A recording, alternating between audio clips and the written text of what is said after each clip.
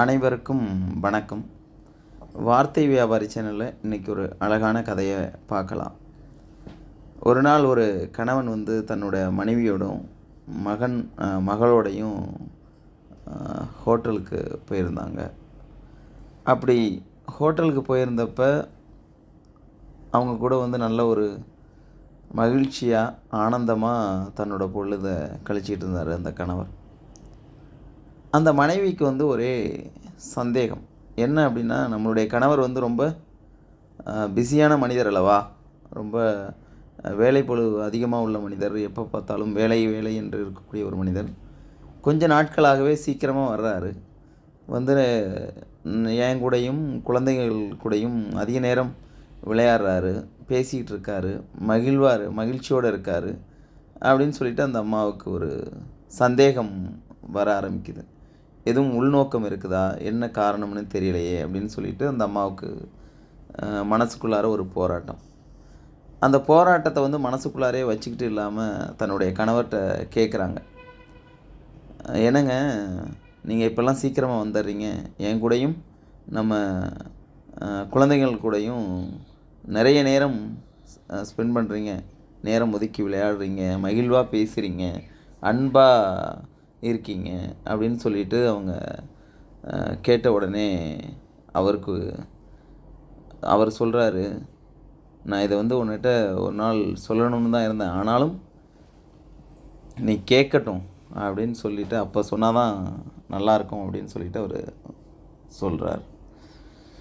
உடனே என்ன பண்ணுறாரு, ஒரு பெரிய பேப்பர், அது ஒரு கடிதம் போல் இருக்குது, அந்த பேப்பரை எடுத்து தன்னுடைய மனைவிட்டு கொடுத்து நீ படி அப்படின்னு சொல்லிட்டு சொல்கிறார். அப்படி அந்த கடிதத்தில் என்ன இருக்குது அப்படின்னு பார்த்திங்கன்னா, அதில் அதாவது அந்த கணவனுடைய தாயார் அந்த கடிதத்தை எழுதியிருக்கிறாங்க. என்ன எழுதியிருக்காங்க அப்படின்னா, அன்புள்ள மகனுக்கு இந்த கடிதம் ஒரு நாள் உன் கையில் கிடைக்கும் அப்படிங்கிற அந்த நம்பிக்கையோடு தான் இந்த கடிதத்தை எழுதுகிறேன். அந்த கடிதம் உன் கையில் கிடைச்ச உடனே தயவு செய்து அந்த கடிதத்தை முழுமையாக படிக்கணும். அதுக்கு உனக்கு அவ்வளவு நேரம் செலவானாலும் கொஞ்சம் இந்த அம்மாவுக்காக ஒதுக்கி படிக்கணும் அப்படின்னு சொல்லிட்டு அந்த கடிதத்தில் இருக்குது. அந்த கடிதத்தில் எப்படி இருக்குது அப்படின்னா, நானும் என்னுடைய கணவனும் திருமணம் செய்து 1 வருடம் வரைக்கும் ரொம்ப மகிழ்ச்சியாக, அன்பாக, அன்னோன்யமாக எங்களுடைய வாழ்க்கை ரொம்ப அழகாக போயிட்டு இருந்தது. நீ பிறந்த உடனே உன்னுடைய தந்தை ஒரு வியாபாரி. அவருக்கு இன்னும் அதிகமான தொலைநோக்கு பார்வையோடு இருந்ததுனால இன்னும் அதிகமான பிஸியாக அந்த பிஸ்னஸை பார்க்க ஆரம்பிச்சிட்டாங்க. அப்புறம் எனக்கும் அவருக்குமான நேரம் குறைவாக இருக்க ஆரம்பிச்சிது. நான் அவருக்காக காத்திருக்கிற மாதிரி ஆயிடுச்சு இது. அப்புறம் உன்னுடைய தங்கை பிறந்த உடனே அப்படி தான் நான் உங்கள் கூட விளையாட ஆரம்பிச்சிட்டேன். நான் உன் கூடையும் உன்னுடைய தங்கை கூடையும் விளையாட ஆரம்பிச்சிட்டேன். உங்கள் கூட பேசுவேன், மகிழ்வாக இருப்பேன். நீங்கள் ஸ்கூலுக்கு விட்டு எப்போ வருவீங்க அப்படின்னு காத்திருப்பேன். திரும்ப நீங்கள் வந்த உடனே பள்ளிக்கூடத்தில் நடந்த விஷயங்களையெல்லாம் அழகாக கதையாகவும் கற்பனையாகவும் அழகாக சொல்லுவீங்க. அதை பார்த்து நான் ரொம்ப மகிழ்வோடு இருப்பேன். ஆனாலும் என்னுடைய கணவனுக்காக நான் காத்துக்கிட்டு தான் இருக்கணும்.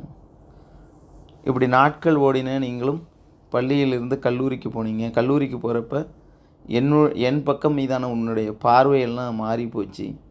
என் கூட என்கிட்ட நீ கேட்கக்கூடிய மிகப்பெரிய சொல் எது அப்படின்னா, அம்மா சாப்பிட்டீங்களா, தூங்குனீங்களாம்மா அப்படிங்கிற அந்த வார்த்தையோடு முடிஞ்சு போயிடும். அதுக்கப்புறம் என்ன பேசணும் அப்படிங்கிறது உனக்கும் தெரியலை, உன் தங்கைக்கும் தெரியலை. இப்படித்தான் என்னுடைய வாழ்க்கை காத்திருந்து நான் என்னுடைய வாழ்க்கை நகர்த்தினேன். ஒரு கட்டத்தில் உன்னுடைய தந்தைக்கு நோய் வந்துடுச்சு. நோய் வந்த உடனே என்ன ஆச்சு அப்படின்னா, அவர் படுக்கை ஆகிவிட்டார். என்னக்கிட்ட அவர் பேசணும்னு ஆசைப்படுறார், ஆனால் உடம்பு அதுக்கு ஒத்துழைக்கலை. என்ன மனசில் நினைக்கிறார் அப்படிங்கிறத அவரால் பேச முடியலை.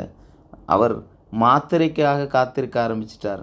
இந்த வேளையில் இந்த மாத்திரை கொடுக்கணும் அப்படிங்கிறதுக்காக நானும் அவர் கூட இருந்து அவரை கவனிச்சுக்கிட்டேன். அப்போ நீ இந்த பிஸ்னஸை இன்னொரு தளத்துக்கு எடுத்துகிட்டு போகணும் அப்படிங்கிறதுக்காக நீ ஓடிக்கொண்டே இருந்த. ஆனால் இதெல்லாம் பார்த்துட்டு எனக்கு மனசுக்குள்ளார எப்போதுமே ஒரு கேள்வி இருந்துக்கிட்டே இருக்கும். நீ இன்னைக்கு தேவையான பணத்தை நீ சம்பாதிக்கலை, இன்னும் 10 வருஷத்துக்கு பிறகு தேவையான பணத்தை தான் நீ சம்பாரிச்சுக்கிட்டு இருக்க.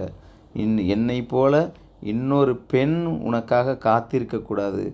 என்னை போல உனது தங்கை போல உன்னை போல தந்தையினுடைய அன்புக்காக இன்னொருத்தவங்க காத்திருக்கக்கூடாது. நீ உன்னுடைய குடும்பத்துக்காக, உன்னுடைய மனைவிக்காகவும் மகளுக்காகவும் மகனுக்காகவும் உன்னுடைய நேரத்தை செலவிடணும். அவங்கள மகிழ்வாகவும் அனுசரையாகவும் அன்பாகவும் வைத்திருக்கணும் அப்படிங்கிறதுக்காக தான் இந்த கடிதம் எழுதியிருக்கிறேன். நீ எனக்கு தெரியும், நீ உண்மையிலே நல்ல பையன். ஏன்னா அந்த பிஸியாக இருக்கிற தருணத்தில் கூட என்னை எப்பொழுதும் பார்த்து விட்டு தான் நீ செல்லுவ. அதனால் உன்னுடைய அன்பு எனக்கு எப்போதுமே தெரியும். அதனால் நீ புரிஞ்சுப்ப அப்படின்னு நான் நம்புகிறேன் அப்படின்னு சொல்லி அந்த கடிதத்தில் இருக்குது. இதை படித்த உடனே அந்த மனைவிக்கு கண்கள்லேருந்து தண்ணீராக வருது. எவ்வளவு அழகாக அந்த அம்மா என்னுடைய மாமியார் எழுதியிருக்காங்க. அவங்க அப்போன்னா எவ்வளவு என்ன சொல்கிறது, எவ்வளவு ஒரு காத்திருந்து அந்த வாழ்க்கை அவங்களுக்கு எவ்வளவு கடினமானதாக இருந்திருக்கும், அவங்க மனசு எவ்வளவு வலியோடு இருந்திருக்கும் அப்படிங்கிறது அந்த கடிதத்தில் புரிஞ்சிருக்குது. அது ஆனால் அந்த தவறு அவங்க தந்தை செய்த தவிர தன்னுடைய கணவரும் செய்திடக்கூடாது அப்படிங்கிறதுக்காக அவங்க எவ்வளவு அழகாகவும் அன்பாகவும் அக்கறையாகவும் அந்த கடிதத்தை எழுதியிருக்காங்க அப்படின்னு சொல்லிட்டு அந்த அம்மா நினைக்கிறாங்க. தன்னுடைய கணவரை பார்க்குறாங்க. அப்படியே அவங்களுக்கு பெருமிதமாக இருக்குது. இந்த கதையில் நம்ம கவனிக்க வேண்டிய விஷயம் என்ன அப்படின்னா, இன்றைக்கி குடும்பத்தில் இருக்கக்கூடிய சூழல் எப்படி இருக்குது அப்படிங்கிறது இந்த கதை உங்களுக்கு காட்சிப்படுத்தும் அப்படிங்கிறத நான் நம்புகிறேன். நாமும் என்ன பண்ணணும் அப்படின்னா, நம்மளுடைய நேரத்தை கொஞ்சம் நம்மளுடைய மனைவிக்காகவும் நம்மளுடைய குழந்தைகளுக்காகவும் செலவிட்டு நம்மளுடைய வாழ்க்கையை பொருளுள்ள தருணங்களாக, அழகிய தருணங்களாக, அன்புள்ள தருணங்களாக, அக்கறையான தருணங்களாக மாற்றணும். நாம் கடைசி நாளில் நம்ம படுத்து கிடக்கிறப்ப நம்மளுடைய இந்த தருணங்கள், அழகான தருணங்கள் தான் நம்மளை வாழ்க்கையை அழகாக்கும் அப்படிங்கிறது தான் இந்த கதையோட நோக்கம். நீங்களும் யாரையும் காத்திருக்க வைக்காதீங்க. அன்போடு அழகோடு பழகுங்க. உங்கள் வாழ்க்கை நல்லா இருக்கும் அப்படிங்கிறது தான் இந்த வார்த்தை வியாபாரி சேனல் மூலமாக சொல்லிக்கிறோம். வாழ்க வளமுடன்.